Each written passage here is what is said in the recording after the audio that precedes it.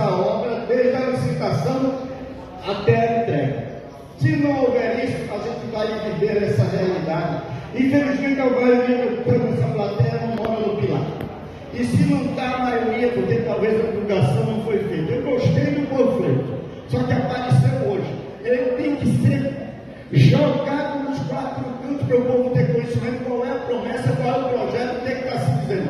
Já diz quanto custa, já diz quem deu o dinheiro, diz que é uma ação articulada entre as esferas de governo, município, Estado e União. Agora falta aquilo que é o controle popular. Se não houver a participação do povo sabendo qual é a proposta, em cima da proposta a gente acompanhar, ficará o dito pelo não dito. E termino dizendo, o exemplo é a canalização do Rio Calambé. Quem quiser é só ir a pé da Praça do Pilar, fazendo o caminho contrário em direção à Figueira, e verá onde a obra vai. Muito obrigado.